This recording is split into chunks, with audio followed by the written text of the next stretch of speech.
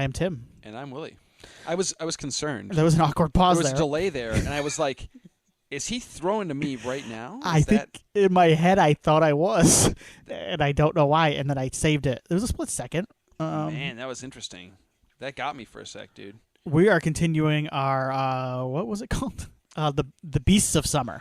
The Beasts of Summer, yes. Yes, after the great Don Henley song. After the Beasts of Summer have gone. Oh, yeah.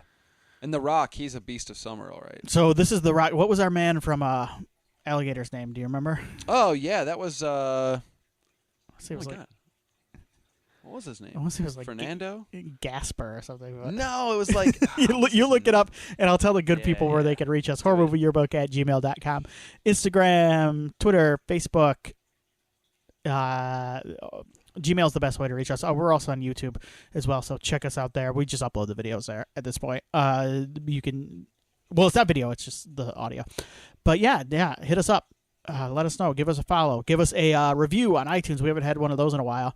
If it's a nice review, please leave it. If it's not a nice review, just move on to the next podcast in your feed. There are plenty of them.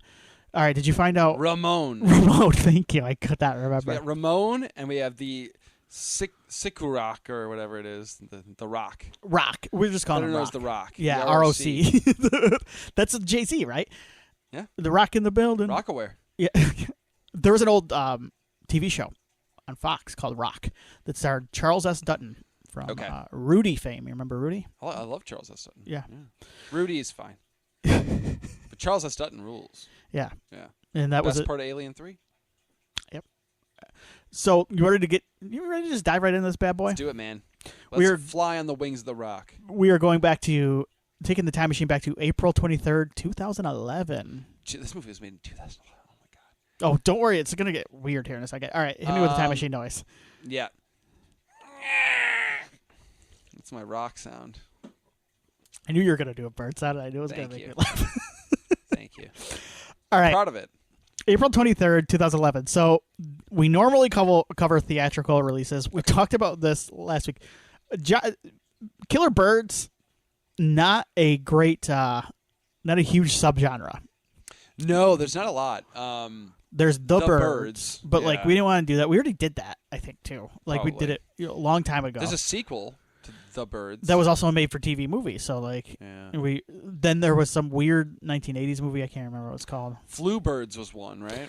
I didn't want to do Birdemic. We talked about that because it was too silly, and we were just like, people have already riffed on that enough, and like it's just, what do you want me to say? It's ridiculous. Yeah, the only other one I thought of was there's a zombie, like Zombie 4 or 5. Is it Killing Birds or something like that? But isn't that like really hard to find? I think so. Yeah. Well, this one wasn't easy to find, and I'll talk about that. It was harder than I thought it would be. Well, that was the thing. I kind of wanted to do The Birds too. Land's End is what it was called. Yes. Because it's an Alan Smithy production, which means the person who it's a quality production.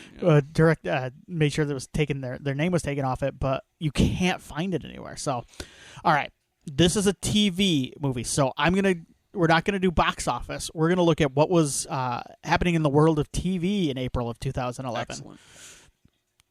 Game of Thrones debuted on April 17th, 2011. You remember when this happened? Holy smokes. That was 2011? That's like, wow. And I thought, like, this is one of those things where I was looking at him like, oh, this movie doesn't feel like years ago. Game of Thrones doesn't feel that old. And then I thought about it, I'm like, holy fuck, that was 15 years ago. Game of Thrones is a lot better looking than this movie. I'll say that. I didn't jump on Game of Thrones until season 2. Okay. So I didn't like. It was one of those ones where the wave was huge. Everybody's like, Game of Thrones, Game of Thrones, Game of Thrones, and then I was like, I don't know, I'm gonna sit that one out. And then I think I realized like Sean Bean was like the lead, and I was like, hell yeah. Yeah. And then I started getting into it. I think I started watching it when it was a free rental at the store. Okay. I rented the first season, and then my roommate jumped on it with me, and then he's like, we gotta get HBO. We're watching this thing. I'm like, all right, cool. So yeah. My dad's a big Game of Thrones fan. He loves that. I don't know if he watches the new one. I do watch I watch the House of the Dragon. How's that? It's pretty good. I've heard the other one is really good. People, Dunkin' Egg. Oh, the new one. Yeah. Yeah. I've heard it's a lot of fun. I heard it's a bit of a different tone than a lot of the other ones. House of Dragon's pretty good. The Killing. You remember The Killing, the old AMC show? It was I like a do. That mystery was the show. Kevin Bacon, right? No. That was what was that one called? No, that was a different one. That was like a network show too. Yeah, you're right. Anyway, The Killing. Yes, I remember The Killing. yeah, it was Who Killed Rosie Larson? Was it up? And then the other debut for the month was Camelot, which is a Stars with a Z show. Joseph Fiennes and Ava Green. This was like I remember that too. King Arthur. Yep. This was a big thing, and then it kind of I don't think it was around for a while. Yeah. And we saw the finale of the 10-season run of Smallville. I can't believe it went that late into. Crazy, right? I didn't know it went into 2011, but that makes sense because it would have debuted. Mm-hmm. Yeah, about around 2001, 2000. So. That just feels like it should have ended like mid-2000s, though. That, to me, that feels like an early to mid-2000s show in my mind. And maybe it's because that's when I watched some of it, because they used to show like reruns on one of the Yeah, that stations. makes sense. Well, and like I associate it with like the WB stuff, which was more like 90s, even though it came later. Because we're starting to get into the 10s, which is like CW, and that I associate more with the Arrowverse. Correct. Stuff when it comes to super agree. Yeah, for sure. And Smallville is a remnant of like the past WB. It kind of carried over for a longer time than some of the other shows. Yeah, Smallville. I feel like it went from Smallville to Arrow, right? To the Arrowverse. Like the next season would have been the Arrowverse, right? Yeah. Okay. What was that? Like right afterwards. Yeah. I never got into Smallville. Yeah, I know you watched a bit. Right? I watched a bit. My wife really liked it. I liked the show, but it was one of those things where I never got hooked because it held back on the superhero stuff too much for me. Yeah. For too long. Yes, and I kind of fell out of it. But I have a soft spot for that style of show anyway. The kind of teen drama. So yeah, I get it. Yeah. And I always like Michael Rosenbaum's Lex. Okay, yeah, I remember him being pretty good. Yeah. And then, for some reason, this was the other thing that popped up. It was the official launch of Disney Junior, which is a oh yeah, is it still around? It is still around. It's on YouTube TV, which I got, and then it's a go-to on vacations if I need something, because at vacations you can't always bring up like you can't bring up the streaming services. So like they'll have Disney Junior. I'm like, all right, there you go. Put it on. He's locked in. Yeah, and then the kids like, I want to watch Spider-Man. I'm like, it ain't on yet. Welcome to the '90s, kid. Keep watching. Keep watching. Maybe they'll show him. Sorry, bud. Maybe if you sleep and wake up, it'll be on. When this is a little something called discovery, son. Like you discover what you like by watching whatever the hell is on TV instead of searching for You don't just get anything at your beck and call. You have to be adventurous a little bit. You know what though? That I will say the hidden benefit of that is that I feel like our kids are gonna be into less shit than we were. Yeah. I mean, look at my basement. Like it's too much. Like they're gonna have way less. Like they'll be into like one or two things, whereas I'm like I like 15 things. Yeah. So maybe that's a good thing. I don't know. All right. Here is what we would have been listening to when we were getting ready for a Saturday night showing on Syfy. Hell yeah. Of what was this movie called? Roadkill. Did I even say the title of the name? The Rock. We just kept calling it The Rock. This is Roadkill, a Syfy original movie. I don't like the name, by the way. Yeah. I don't care if Roadkill is the name of this movie. I've got a quiz for you later on. We're going to go through some of these because this is a part of the Maneater series. I remember this, yes. Yeah. Number 10, Rolling in the Deep by Adele. Great song. Yeah. You're a big Adele? Absolutely. Love Adele. I like her. Her Bond theme is really good. Let the sky fall. Fantastic. Yeah. I love Adele. She's great. Number 9, On the Floor, J-Lo featuring Pitbull. I got my shirt. I wore it. I have a nice little nightie. I know the song. I'm not super familiar, but I've heard it for sure. Number 8, Till the World Ends by Britney Spears. I don't remember this song. I'm sure I've heard it. This is late Britney Spears. Yeah. I don't. She's had some issues recently. I hope she figures it out, man. Yeah. I'm rooting for old Britney. Number 7, Look at Me Now, Chris Brown featuring Lil Wayne and Busta Rhymes. I probably played a lot of these songs. I remember playing. I used to host beer pong. I was a DJ. Oh, these are very beer pong. Songs. This would have been a beer pong song. Never understood the popularity of Chris Brown ever. Yeah. Still don't get it. Yeah. Yeah. He's still like putting on tours and stuff. He still tours and sells a lot of tickets. Number 6, Down on Me, featuring Jeremiah, featuring 50 Cent. Oh boy, that's rare. I'm sure this is another song. If I heard it, I would recognize it, but off the top of my head, I can't place it. Yeah, very naughty title. It sure is. Number 5, Born This Way by Lady Gaga. So this song's all right. It's not the GOAT Gaga. This is the one that feels like the Madonna song, like she was doing like a tribute to. I was right track. What's the Madonna song I'm thinking of? Express Yourself. Yeah, like it's fun. Yeah, and it's a little corny, but in a fun way. But it's not like the best songwriting of. I like Gaga. Oh, for sure, dude. Yeah, hell yeah. Alejandro, let's go. Oh, that's a good song. Dude, that song kicks ass, bro. That song kicks. You stopped me dead in my tracks. That thing comes on, it's getting turned way up. Bloody Mary's great. Yeah. Yeah, she's got some bangers, man. The next one, I think we're on number 4. CeeLo Green, Fuck You was the original title. This was like huge, for a little bit. But Forget You was the radio edit. Isn't that crazy how the radio edit became the song? Yeah. Because like the original's not the song anymore. Not in the in the culture. Like people don't remember that the song was called "Fuck You." No, it's "Forget You" now. Yes. Yeah. It's changed to that, but that is not the original song. It reminds me of the Pistons during the GOAT like 04 era when it was Let's Get It Started. It was Let's Get Our Word. Yeah. That was the original song. Like that was it. And then like because it became so big during that Pistons not dynasty, but like they had a few good years there. They went back to back. No. Pistons didn't win back to back. They went to the finals back to back. They lost the second time. In 05, right? Yeah, and they made it to the Eastern Conference Finals like 3 or 4 years in a row. Yeah, they were good for a while. They were very good, yeah. They won the one championship, though. They won the one championship. They beat the Lakers, and they lost to the Spurs. Okay, that's right. The next year. But they were always in the mix, yeah. Yeah, but they were contenders, yeah. Yeah. But, yeah, that's another song where, like, the original like has been totally usurped by the radio edit. Because it's become, so funny. Speaking of the Black Eyed Peas, number 3, Just Can't Get Enough by the Black Eyed Peas. Okay, yeah. Black Eyed Peas are they're like a solid like hype song band. The one guy from the Black Eyed Peas, Taboo, I believe, he played Vega in the shitty Street Fighter Chris Klein movie. Oh, he did. But he has a song in the Blues Clues movie that came out like 3 or 4 years ago. Sick. And it is so good. It's like my favorite song that comes on like Wyatt's playlist. Is this the multiverse, the Blue multiverse? Yeah, when all the Blues Clues the show's a lot of fun. It's like Blue and Josh is the new guy's name. They're trying to get to Broadway. And the song that they sing, it's like a big kind of like musical number. It's so good. That's awesome. That's cool. Number 2, S&M, Rihanna featuring Britney Spears. Yeah. I don't remember this one off the top. I know. I remember the collaboration. Rihanna's good. She got some good songs. Yeah, Rihanna's good. This is not one I remember. And then number 1, 2 people who I don't think have aged well personally. E.T., Katy Perry. This gentleman is definitely not. Featuring Kanye West.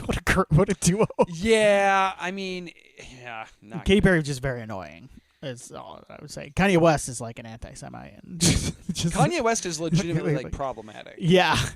Katy Perry is like mildly problematic, maybe. Yeah. But not, I'm not a fan. She just kind of annoys me. Yeah. She's dating the Prime Minister now. Ex-Prime Minister. Yeah, the old Prime Minister. But that's kind of like, Prime Minister is like the president. You always call him the president, right? Yeah, you're right. Yeah. Right? I think so. Is that how it works? Canadian friends, tell us how it works. Yeah, no, but you always call, like, it's always like President Obama. You always call But all the Canadians are a little disappointed that he did this, right? Like, even if they're, like, supporters, like, I would assume so. Katy Perry. He also had some issues, though, if you recall, with some pictures of his past when he was dressing up certain ways that should not have been. Whatever. I don't like the song anyway. E.T. She was kissed in the dirt when she came down for, like, a 3-minute trip to... Oh, God, that's right. It's ridiculous. That was the moment when I was like, you know what? I'm good. Yeah, I'm done with that. Plus, you remember... I've been singing some praises here. Adele, wonderful. Yeah. Gaga, wonderful. Yeah. Love a couple of Britney songs. Yeah. I don't like any of Katy Perry's songs. I was trying to think. I feel like there's one that was all right. That Eye of the Tiger thing, it's annoying as hell. Like it's over. Like yeah.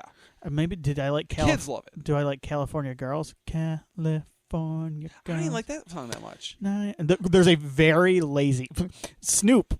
and he probably still does this. Snoop Dogg would come in and record the absolute laziest guest verse for pop songs for like a decade. And he does a verse on that California Girls that is just like, oh my God, like someone wrote, like, if AI was a thing, then I would have been like, oh, AI wrote this. So yeah, no human wrote this. Yeah, it's amazing. That's amazing. All right, those are the songs that came out during this airing. All right, not a bad crop. Yeah. So 6 young friends on a road trip in Ireland run afoul of gypsies who curse them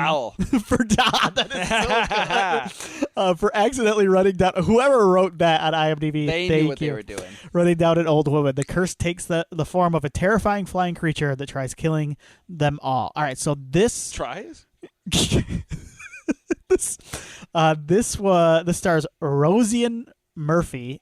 This was her debut. This is the only IMDb bit of trivia is that it notes that Roadkill was her debut.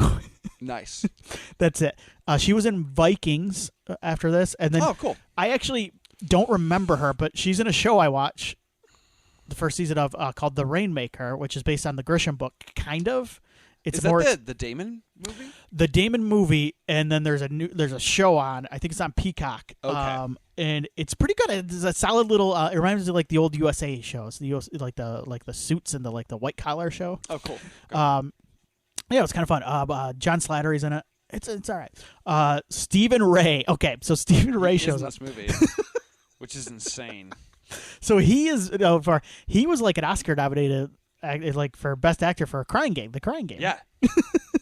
And he's from Ireland. I'm guessing that's why he just kind of showed up. He's also in V for Vendetta, Breakfast on Pluto. I think he's in one of the Underworld movies. I think you're correct. Yeah, Stephen Ray's like a relatively well-known English actor. Yes, yeah, and like Oscar nominated Irish actor. I'm sorry. Yeah. Also stars Casey Clark. She was in Resident Evil Afterlife. Looking at this, great. She did a lot of genre. She was in Lake Placid 3. Green Street Hooligans 3. So, like, I think a couple of these are sci-fi movies. Okay. Just to build on something we mentioned, a couple. She was number 99 on the FHM Hottest Women of 2014. I believe. FHM. That was like the like Maxim Light. Yeah, I didn't. Right. I didn't know. I knew Maxim. I did not know much because FHM. I remember seeing it. Like I remember like the cover of FHM. At some point, because this was like. I feel like it came out. Did it come out after Maxim? I think it was around the same time. Okay, sure. Because like Maxim made that kind of market blow up a bit.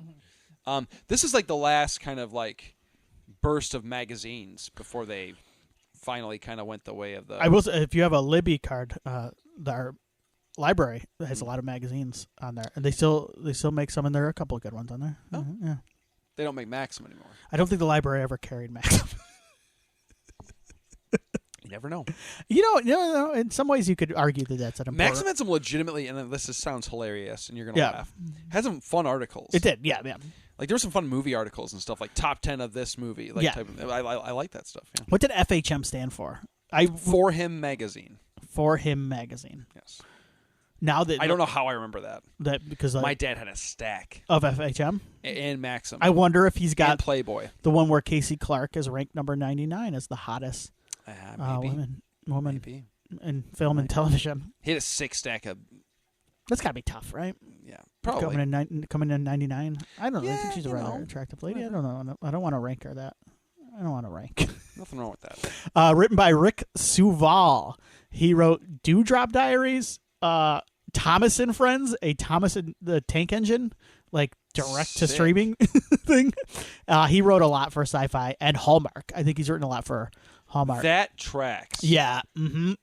I feel like those writers, like Hallmark writers, get like into a groove there, and they can just crank make a living. Mm-hmm. Yeah. You know what? A long time ago, Syfy channel eventually kind of became the hallmark of sci-fi movies, right? Horror movies, right? Mm-hmm. God, that's perfect. That's a good comparison. I had a weird when we were watching, or like when I was watching this, I had a weird. Like kind of like nostalgic feeling for like sci-fi movies. Yeah, me too. Yeah. Just like, I never watched a ton of them. Yeah, but at some point we all caught one. They don't do them anymore, and they're on. I'm guessing there are some on Tubi That like there's the one company They like fill that void. The Asylum, but the Asylum's not what I'm thinking of.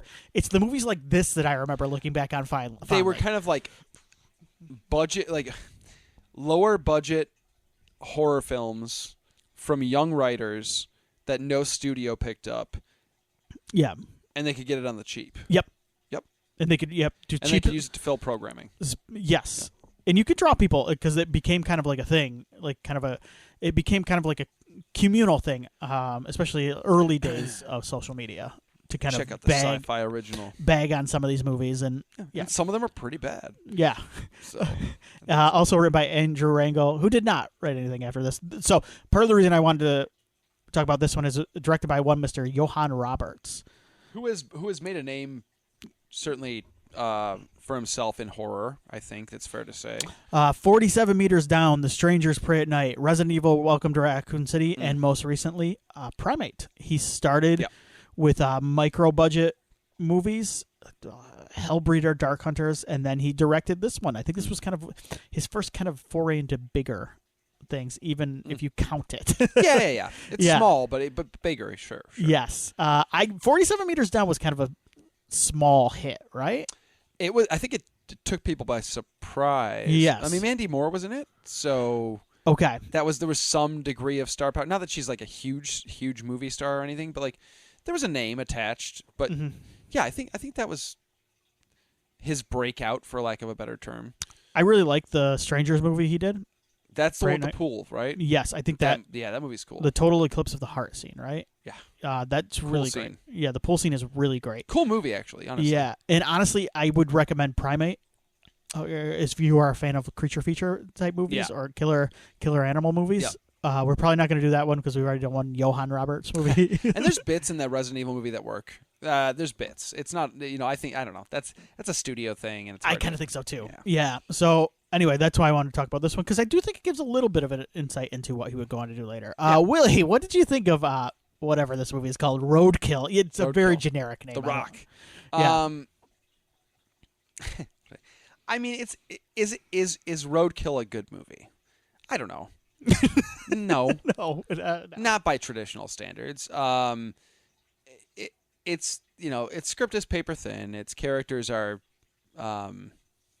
by and large, kind of the archetypes you come to expect from a film like this. Its attempt at setting up some sort of mythology or legend is half-baked, to say the least. Yeah. Somebody read a book about Irish mythology and, cool, a bird. Or a Wikipedia page. It could have been that. Performances are... There's a couple okay performances, actually. But by and large, they're relatively... average. We'll go with that. Effects are not great. The computer effects, the CG is not great. Would have loved to have seen some more practical stuff with the bird, honestly. If I'm being completely honest. There's a couple moments where the Rock gets up kind of close and personal with characters. Particularly like there's a scene in a car where it's kind of lunging at. Yeah. I was like, a cool prosthetic, or a cool animatronic would be really neat right here, but it's not that. That's kind of what I was talking about. When I think you can see early for what Johannes Roberts would go on to be with some of these 47 Meters Down and Primate. Like I kind of think if he had a budget to work with here, I think he's trying.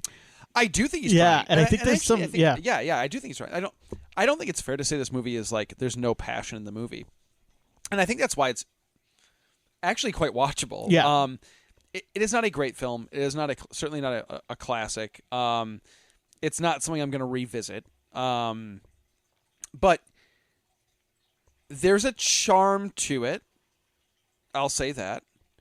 It's a little boring in times too. The movie's only like an hour 28, and it still feels a little long. I zoned out a couple times. I'll be honest. Yeah.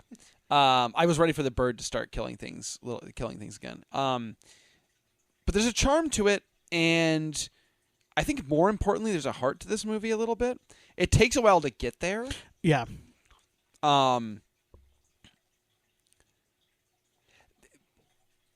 it's almost a little too late by the time we get to the point where there's only a couple of these kids left, and they're kind of having these weirdly deep conversation, like heart to heart conversations, like about like what they want to do before they die and stuff. And it actually gets, I'm like, okay, this is actually kind of like we're trying to develop these characters now. But like by then you don't, like, kind of like where's Rock at?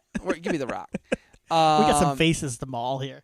Yeah, and so it doesn't really add much, but I admire the attempt at least, and I had fun with it. I mean, like, I had fun with it, man. Like, it is not a good movie, but I had a good time with it. Yeah.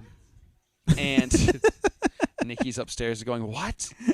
It's not a good movie, but I had a good time with it, and I wish there was more. I kind of knew Nikki would enjoy this. Yeah.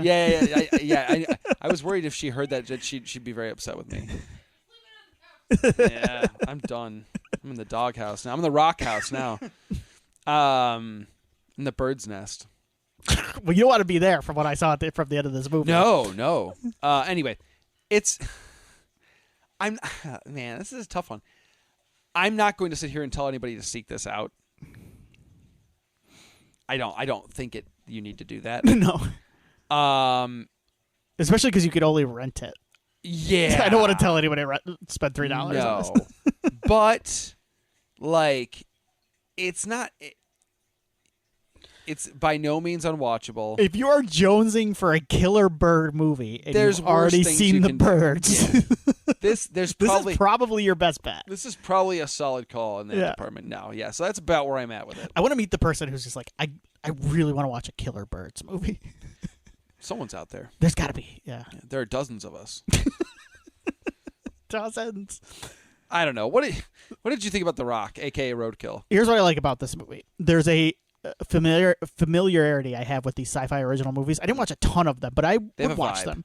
There's a vibe, and it's a repetition that a kid who watched too much TV on cable, especially like movies on cable, has, where like I'm like, all right, there's another 12 to 15 minutes, time for a commercial break. And like, this movie is structured in that way that where my brain, you're programmed for it. It's like watching network TV or like a show where I'm just like, all right, here we're getting to the end of this segment, like. There's the cliffhanger leading into the next commercial break. You get that in this movie too. So there's a familiarity. It's a very bare bones creature feature movie. The characters they're stock characters, but the other thing I like about it is I can zone out and like I could zone back in, like when Rock is like ripping off a face. When you hear the screeching, you're like, I can lock back in, because really all you have to do is pay attention to who died. Because you don't care about anybody. And even then, it's not that important who died. No. Minus like a couple characters, maybe. No. So what I do like about this movie, though, is it is the type of bad movie that I prefer. Is it's not trying to be a bad movie. I think it's trying to be a decent creature feature. But you know what? The effects are bad, and they hurt the movie from becoming a good movie. But I think they would draw in someone looking to laugh at it, because you could just laugh at how you could laugh at, and that was kind of the draw of these sci-fi original movies, is you wanted something to laugh at. Now, stuff like Sharknado blew up because it was so absurd. People got drawn into that. That was trying to be bad. Yeah. There's a difference. That was trying to be kind of tongue in cheek. This is the type of bad movie I prefer. Mm-hmm. Or I even like something that's like The Room, which is like trying to be good, but it's just so batshit crazy that you're just like, I can't believe an insane, like the old Ed Wood. That was the thing with Ed Wood, is he was trying, like in his mind, he's making some masterpiece. He was earnest about his, He's making some masterpiece, but like then you look at it and you're like, this guy just has no talent. Unintentionally bad can be really great. Mm-hmm. Intentionally bad usually falls completely flat for me. Yeah. So I'm with you. I think this could have been okay with better effects, but it was still weirdly watchable. It's the setup. Let's go into this movie. I didn't have regrets. So we're going to talk about the plot, because I have a couple little small segments I want to. This is going to be brisk. Kate travels around Ireland in an RV with her ex-boyfriend Ryan, brother Joel, and friends Haley, Chuck, Tommy, and Anita. Oh my God, are there that many people at the beginning? There's a lot. Yeah. I gotta have fodder for Rock. For the Rock. After driving into the countryside, the group stops at a small shop. they encounter Luca, who attempts to scam them into buying a medallion and warns them. The character has a name? He's like a dick from the get-go, right? He's all over this movie, too. He pops up in very inconvenient spots. He warns them it is dangerous before Chuck steals a medallion, and the group attempts to make a quick getaway. Would you steal the medallion from Luca? No, this guy's an idiot. So, again, I said too little too late because, like, this guy has, like, this really kind of heart-to-heart, like, I want to be a dad. Remember that bit? Yes. Later on. And, like, by this point, I'm like... There's some weird moments later on like, with him, right? You'd be a good dad. And I'm like, would he? This guy... He's kind of an ass the whole time. Yeah, well, then they make a joke, like, right after. I'm with you. This guy does not show much as far as, like, being a good dad or just a good person. He's here to be the jerky, like, obnoxious, bro-y character, yeah. He's also this guy during the road trip. So he's like... They're like, oh, we're going to go to this museum. And then we're going to do this when they're in Ireland. And then they're like, he's like, oh, whatever. And then they go, well, we're going to go to the Guinness factory. And he's like, oh, yeah. And I said that I've been to the Guinness factory, actually, and it's a lot of fun. Yeah. But it's essentially a museum. You walk up, and they give you a pint of Guinness in kind of like a little bar.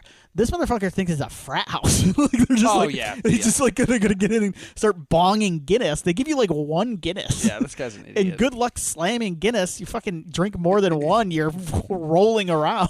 Exactly. Your gut will never forgive you. Have you ever drank more than one Guinness? No. No. No, I don't think so. No, it's like a loaf of bread inside of you. It is. It's heavy, bro. I mean, what is this guy's deal? You float away, you know? Like, no, this guy's a nut. Like, and he's like he's dressed like an obnoxious jerk, and that was a nice little millennial touch of humor. They gave him a fedora. Yeah. I don't know if the kids today will get the fedora joke in this. It was fleeting though. Yeah. It wasn't a thing for a long time. No. I wonder what douchey kids dress up in today. They had the broccoli heads. I haven't been out in a bar. Broccoli heads, bro. Oh, is that what it is? You notice like all these like annoying like teenage early 20 YouTuber jerkwads. They all have like the That used to be my hair though. Yeah, oh, no. but it's big now though. Okay. Like, they all have it. Mine was like I had like a big like you just like curly. I don't want to get my hair cut. That was it, yeah. No, this is like a thing now. People like style it this way, right? I think so. I never styled it, I just let it grow. Yeah. It still kinda gets now I'm kind of old and my curly fro just kind of flats. It's like flat on top. Yeah, like it can't handle the. Yes. Are you thinning out at all yet, or no? I thin out up here a little bit. Up top a little bit. It's not like bad, but like it does. If I grow my hair out, it looks different than it did. Yeah. Interesting. However, as they drive away in their RV, they hit a nice side note. How's your hair? How's your hairline, bro? Anyway, whoa! I just ripped my sock off. Sorry. Continue. However, as they drive away in their RV, they hit an old woman, cursing the group, yes, and telling them the mythical bird, the Rock, will take vengeance on them before dying. I don't feel that bad for these kids. This is a bit of an I know what you did last summer situation. Yes. Yeah. Yes. But like, does it like they're like all kind of assholes though. Yeah, this is not like a super likable. They're an attractive like 20-something group of kids, but like they like ran that lady over. But they're the kind of people you are okay with watching a giant bird kill. I'm not mad about it. Yeah, like I'm not weeping for Which, anybody. to be honest with you, on a Saturday night, which is when this would have aired, that's kind of what I'm looking for. The group quickly drives away in their RV, but hits a patch of thick fog and becomes lost as the curse's fears heighten. Stopping the RV, they encounter a young boy in the road. Anita leaves the RV to talk to the boy. Which never shows up again, by the way. I was going to say, I vaguely remember this part. Yeah, but I was like, the boy never comes back. Like yesterday. Never comes back into play, yeah. But he runs away before the Rock grabs Anita and drags her into the air. Her body is dropped in front of the RV with half of her face mauled off before the Rock returns. That's a decent practical. The face mauls look good. Yeah. There's a couple solid ones. The creature does not. No. But the gore in the face looks pretty good. Yeah. The creature design's okay. Yeah. It's just the effect isn't. Yeah. The other thing about this movie is, and it happens around this time, is this group knows quite a bit about the mythical bird. The brother does. Yes. Like the brother who's got like he's wearing his like Letterman's jacket the whole time. He's like an expert on the Rock. And what's really fun is that at no point, Like this is such an obscure, like, fucking mythical being. Exactly. Yes. Thank you. It's not like it's like the chupacabra, where like maybe you'd probably heard of it or you know a little bit, or like Bigfoot, or like the Loch Ness monster. Right? There's like some bigger ones in kind of crypto whatever. But like the Rock, like I'd never heard of it before this. No. And this guy knows like all the details on it. And what's really funny is they could have easily, like, would it have been corny and convenient for them to make him like a major in like European mythology? Yes, but I would have gone, oh, okay, I get why he knows about the Rock. Yeah. But they go out of their way to mention that like he's going for his like doctor, like medical degree. Yeah. Like multiple times. Like, because he's the one who's like stitching up the bullet wound later. Right. And he's the. And it's almost like they had to pick one, and they're like, we got to go with that because we need him to stitch somebody up later. But there's so many characters in this RV. They could have had somebody else be a doctor, and then have. It's so funny, dude. I love it so much. It's just so. It's so great. Ryan continues to drive down the road, and the group begin to panic as they cannot contact help. The Rock attacks the RV and causes a tire to blow. Armed with a road flare, Tommy goes to change the tires. As he finishes, the Rock returns. Yeah. The group hears the road flare set off and rushes outside to find Tommy with his face mauled off. The Rock likes a good face rip. He likes to eat faces. he's got a gimmick. He eats a face and then he takes them while they're still alive. Yes. To throw them in the nest. The Rock swoops down, grabs Tommy, flies off, and decapitates Tommy. All right, this is a funny bit. Did he decapitate him? Yeah, you can't see it though. It's so far away, like, and the effect is so shitty. He's flying away from the camera, and you can barely see like his head pop off. Oh, I missed it. It's so far away. It's a weird choice, honestly. It's almost like, I don't know, they didn't want to get too close, I guess. Or they were trying to set up some sort of like scale or scope thing. I don't Interesting. know. Okay. While the others retreat into the RV, the group begin to argue, but the Rock reappears, chasing after the RV. However, it flies away with the RV. Are we noticing a pattern here? Secluded. So here's why. Oftentimes, this movie has its like lulls. Yeah. Even though it's like a short runtime, not necessarily because there's nothing happening, but because we're just going through the same motion over and over and over again. Trouble with the RV, and or we need to stop here to contact somebody. Yes. It's one or the other ad nauseum, and then somebody dies while they stop, and then they move on again. Like, it's so funny. It's just like, and it's almost beat for beat for commercial breaks too. Yes, it's almost like we got to keep these viewers. We got to have the Rock show back up. Right, okay, then we're cutting to commercial as soon as the Rock. He eats a face. Commercial. That reminded me. So. Hopefully nobody tried to watch this on Plex where it was free. Because I started watching this and I'm watching it, and it's this guy. It's in like Australian countryside, and I pulled up Wikipedia. It's like it's Ireland, but I'm bad with accents. But Ireland and Australia are two very different accents. Yeah. I'm like, oh, maybe this bird fucking shows up and drags them all to Ireland. Oh yeah, because they're very obviously in Australia. And bird might do it. And like it's about this, and like I'm watching whatever this movie called Roadkill on Plex, and it's like this guy, he's like killing people on the highway, and then it cuts to like a young couple, and they're gonna go on a road trip, and I'm sitting here, I'm like 15, 20 minutes Where's into the bird? I'm like, where is the bird? Like this is a sci-fi movie. I remember these movies. Like the bird shows up right away. Like the killer monster shows up right away. I'm like, what the fuck is going on here? So finally, I clicked out of it, and someone, like the one other person on Plex who decided to watch this movie was just like, hey, this is not the right movie. But because I'm sure Plex does not have any sort of... They were looking for the bird too? Yes, they were like, hey, this is not the movie that I was wanting to watch. Holy smokes. This is a completely different movie. But like this was like a couple of years ago, because I'm sure the people at Plex do not monitor what they've uploaded here. No, they don't care. Just like... So it's a movie that takes place killing on the road. That's great. That's really great. There's a shot here too that I kind of liked. That they're walking up to the cabin or whatever, and it does mirror the TCM shot where they walk past the swing. Oh, yeah. Nice. I don't know how. It was kind of one of those things where I went, "Oh, he's like a horror guy." Like you never know if this is trying to put something in there that. Yeah, you never know if this is going to be your one shot either. So you might as well just throw it in there. The Rock. So The Rock is what was like the full name of The Rock? Do you remember? Oh, I can't remember. He's like a big legendary bird. He's so. Middle Eastern mythology. Yes. He's there's no exact size, but they say he's enormous. He can like block out the sun, and he could carry and kill off elephants. Was one of the things. He's that tough. Yeah, he appeared in Arabic folklore and literature. 1001 Nights, the Sinbad story. Oh, that's right. Yes. They mention it in the movie, I think. They too. do. Yeah. Travelers and storytellers. Marco Polo helped spread the myth. I know nothing about Marco Polo other than the swimming game. like the call and response Marco Polo. I went, oh yeah, Marco Polo. Like, I guess he was an explorer. Yeah. He was an yeah, explorer. I'm like, oh, that makes sense. That's fun. Absolutely enormous. 12 paces long, whatever that is. You know what? No. 50 paces in circumference, large enough to block out the sun. So he's a Middle Eastern bird. So I like to do this with our killer creatures. I did it last time. The Cimarrock. The Cimarrock. Okay. Sorry.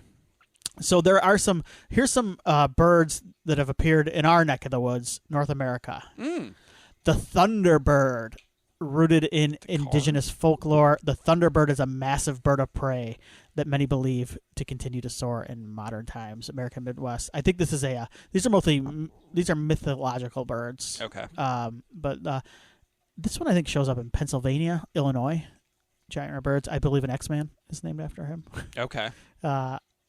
The Rio Grande big bird in South Texas. During the winter of 1975 to 76, the lower Rio Grande Valley in Texas experienced a massive wave of panic following a series of encounters with a 5-foot-tall, featherless creature with bat-like wings, a monkey face, and a long beak. Well, that's fun. Yeah. I like that. I wonder if we've had any Rio Grande big bird movies. Maybe a sci-fi original. Yeah, and then there have been pterosaurs. Oh, which sure. I remember. Those are dinosaurs. My son reads a big dinosaur book, and I remember these. These are on there, and people see these all the time. They're big. They're dinosaurs. Well, I don't know if it's like the Loch Ness time. Monster, but for the skies. Yeah. Yeah. So, if you have seen any of these, let us know. horrormovieyearbook@gmail.com. Ooh, this is a cool picture of the big bird from Rio Grande. Oh, Yeah. I like him. I kind of like that. Sounds like a. It's got monkey eyes, but a beak. The big bird from Rio Grande sounds like a cool like a psychobilly song, like a horror. Ooh, I like that too. Yeah, good job. That's nice. The group enters the house and finds a family, including Drina, willing to let them use their phone. However, Luca arrives and takes them outside at gunpoint. This guy shows up everywhere. How small is the Irish country? It's Irish. Yeah, it is Ireland. Yeah, he's the king of Ireland apparently. Yeah, he's everywhere. It's ridiculous. Drina takes Kate to retrieve the medallion from the RV. However, Kate knocks her out and escapes, having already put the medallion on, while Luca ties the others to wooden poles so the Rock can get them. All right, so I know these are from other things, but they remind me of the old X-Men crosses. Me too. Yeah. I thought of the Wolverine. Yeah. The old God Loves Man Kills. Yep. I thought of the same thing. I don't know why. I just did. As the Rock arrives, Kate manages to free her friends before the Rock flies away after seeing the medallion. However, Luca shoots Haley in the stomach, killing her and forcing the others to flee into the surrounding forest.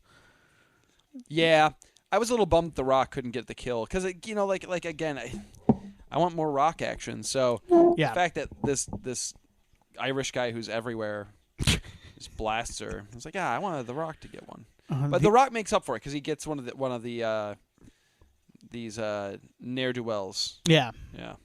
So the only note I have from this section is the actress that plays Kate. I don't remember her name right now. She is a terrible faller. She does one of the worst falls I've ever seen on camera. Okay. Yeah. Luca chases them throughout the forest, but they manage to escape back to the RV. That scene is insufferably long.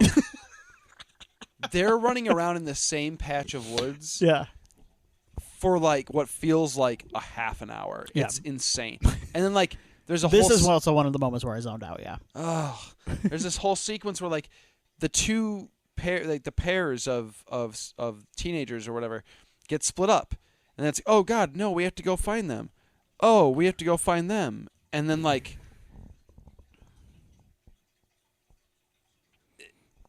they're both being chased by Luca and his crony. Yeah. And then they just wind up kind of finding each other and getting back to the RV. There's no like, nothing happens. Yeah. Yeah, it's not good. So I talked a little bit about the positives in some ways of the TV movie format. I think this section is one of the negatives because you are like, oh, we got to make this thing like an hour and 30 minutes because with commercials, we got to get this at 2 hours. Yeah, they're padding for time here. Yep. Kate discovers the medallion is protection. Protection against the Rock, so she escapes with it, leaving Drina to be killed by the Rock. After driving down the road further, the group passed a service station. Ryan leaves the RV after reconciling with Kate to call for help. While the others continue to drive down the road to create a distraction, the Rock briefly follows the RV, but soon circles back for Ryan. As Ryan is about to be attacked, the others distract the Rock and manage to harm it with fire. I want to talk about that. Okay. The brother, the Letterman guy, he's like the expert. Oh, that's right. The Rock was created by fire, and so it's afraid of fire. I don't get that, first of all. But it never comes into play again. At no point are they like, we need to use this against the Rock. Yeah. Do you remember? There's nothing, right? No. Even when like the guy at the end blows up the gas pump, he's not doing it to like I was like, oh, cool. Like he remembered the fire thing. Oh, yeah. But that doesn't. No, we'll talk about that when they get there. Yeah, the fire thing doesn't make a lot of sense. They leave the RV to find Ryan missing and the phone broken. They hide in a restroom before they hear a policeman, Seamus, arrive. Okay. However, he begins to tie them up for the Rock, but they overpower him and knock him unconscious. While they are escaping, Joel is carried away by the Rock. As Kate and Chuck leave, they run over Seamus, killing him. Seamus is the actor. I can't remember. Stephen Ray. That was really funny. So Stephen Ray showed up for like, a paycheck, a day. Yeah. For the paycheck. Maybe he's a big fan of like Irish folklore or cryptozoology. My guess is he's probably friends maybe with someone involved with the production. Thing, yeah, because it takes place in Ireland. Maybe one of the writers, or he wanted it like an iPad. I don't know, something. I don't those would have been big around 2000. Like those would have been like first newer. generation, right? Yeah. Yes. So, or an iPod Shuffle. That was pre. Maybe he had some debts though. Maybe. Yeah. I like to think he just did it out of the kindness of his heart. Yeah.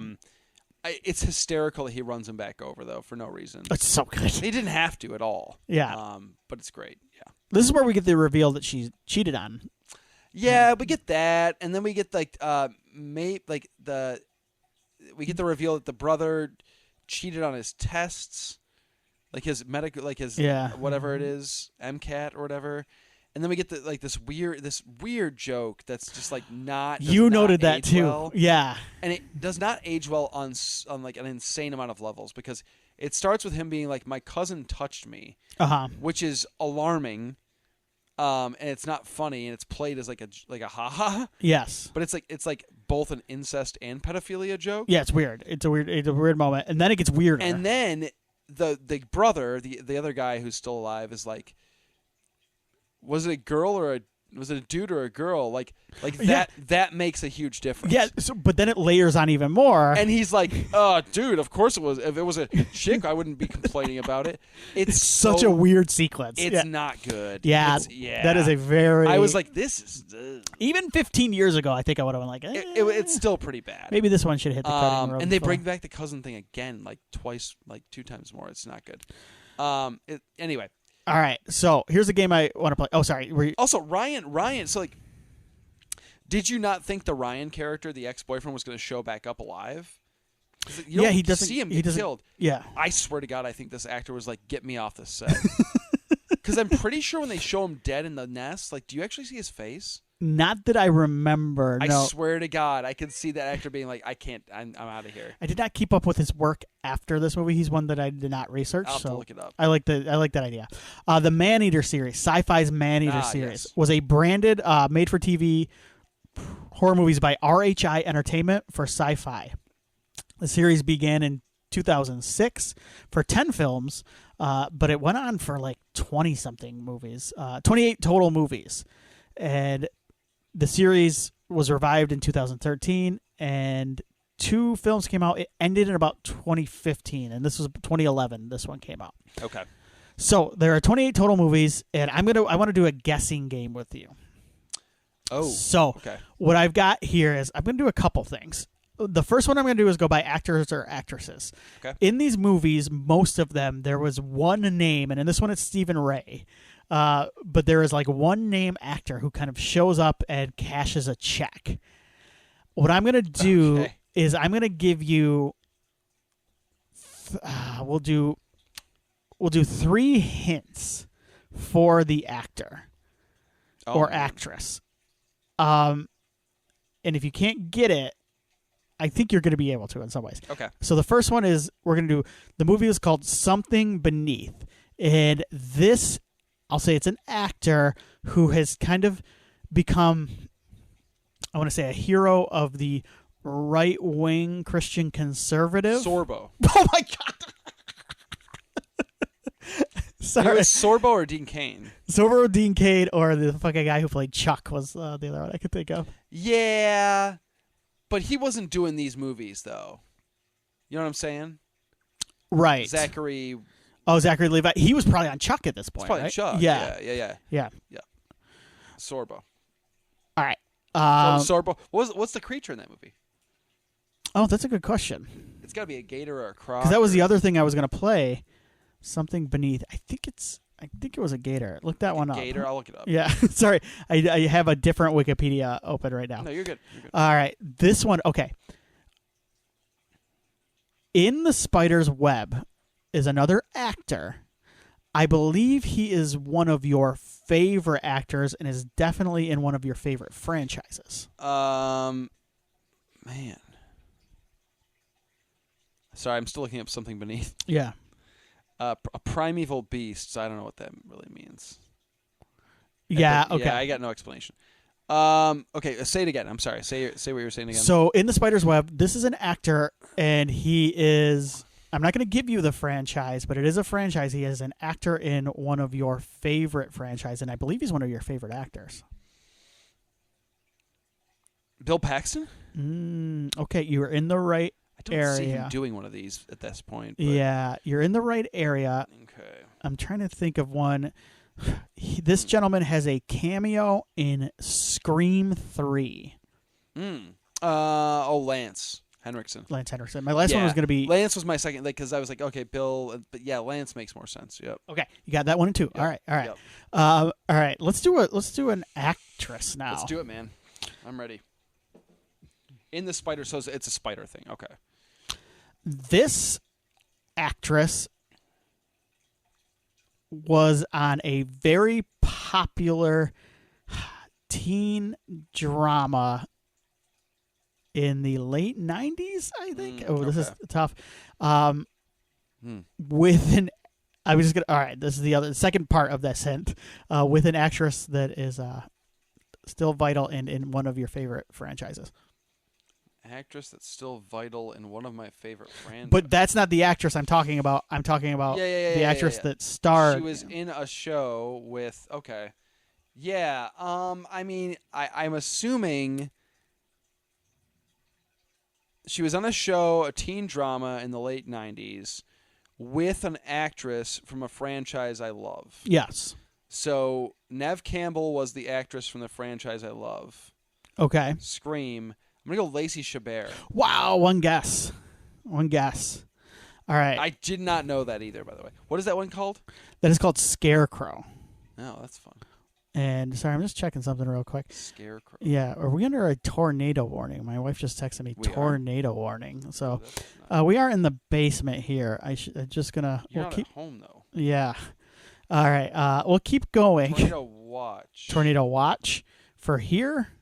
Severity extreme. Okay. That kind of came out of nowhere, didn't it? All right.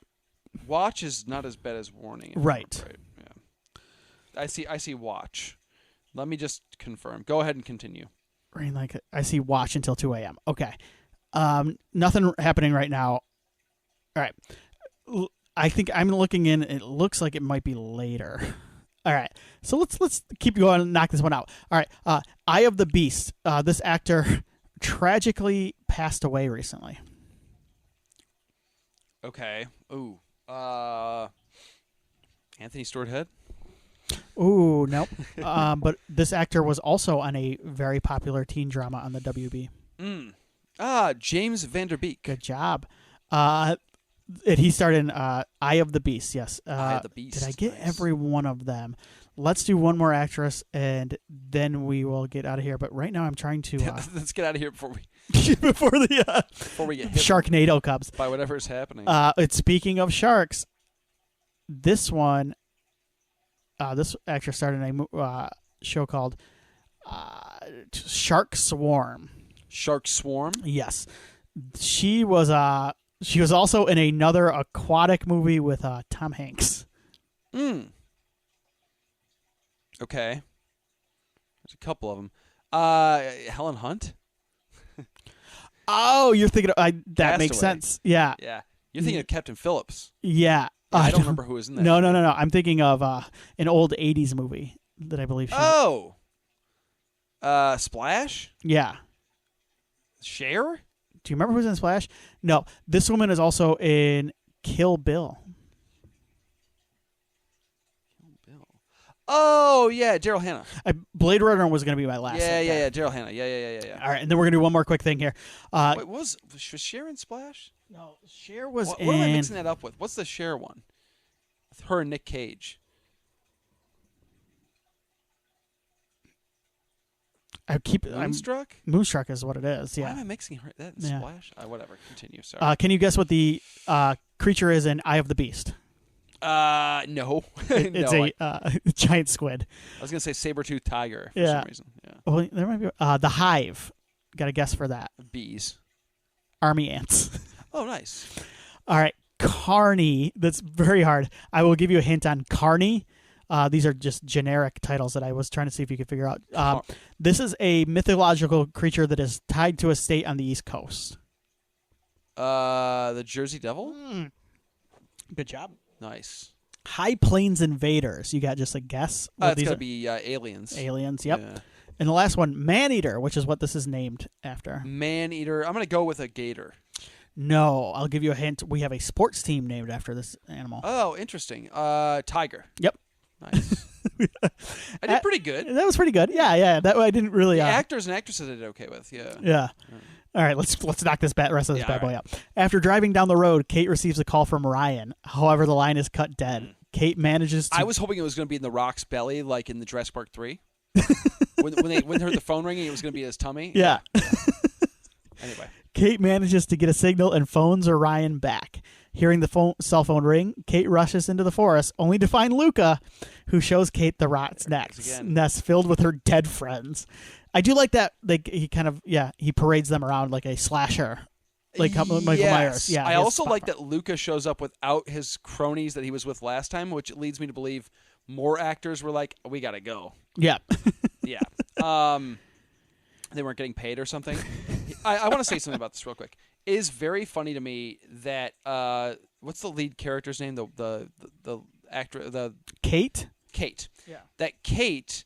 After she's lost her best friend, her ex-boyfriend, and her brother, mentions her ex-boyfriend first before her brother. Yeah. Never mentions her best friend. Yeah. And then when she's in the rock's nest, doesn't even acknowledge her brother's corpse laying behind her and is like caressing her ex-boyfriend's corpse. It's very funny to me. Like, girls' priorities are... Chuck arrives and sends Luca away at gunpoint before Kate... Just shoot this guy. Why does nobody kill this guy? Just before Kate takes the gun and sends Chuck back to the RV to escape, while he remains mourning in the nest with the bodies of her friends, including Ryan, to be killed by the rock by tearing her face off. I don't have much notes on this. About it. We don't confirm it tears her face off. We just hear her scream. Right? Yeah. I assume he does, though. But yeah, I don't have much. This is a weird scene. She's like smearing blood on her face or something. She's like having she's having mental. I guess a mental breakdown's like probably fair at this point. I kind of think this is another almost like a Texas Chainsaw Massacre callback too, where like she's just lost it. She's lost it. She's seen the other side, on the countryside of Ireland instead of Texas. A terrible place, clearly. Chuck, the group's sole survivor. I could not, but like I thought he was done. At least he was going to be 3 at least. there are a couple things I respect about this ending, and one of them is Chuck being the last survivor because he's not the guy. It's kind of funny. Yeah, reaches a gas station and stops for gas, but Luca is already there and forces Chuck to give him the medallion. The Rock arrives, but Chuck manages to ignite some spilled gas, blowing up the RV and Luca with the Rock. The Rock, however, somehow manages to survive and attacks Chuck as he walks away, completing the old woman's revenge. All right. I don't mind everybody dying. I think this fun. is an awesome ending. I love this ending. It's cool. So this is why I like this ending. This would have came out around the time of the "Cool Guys Don't Look at Explosions" meme. Yeah. And the song. Yes, I sang this song as it was happening while we were watching the movie. So this dork does it. He walks away from the explosion, and it knocks him over and leads to his death. As it would in real life. Yes. And again, the green screen work is so shit. Yes, it's awesome. It's like a really bad After Effects explosion. Like there's no It's so bad. But I laughed so hard at it. Sweet. And it's mean, and it's also funny. Chuck is the. He's kind of an ass. Yeah. So I think he would have made a good dad though. We had some fun with this movie. It was fun. I would not tell anybody to spend $3 to rent this, though.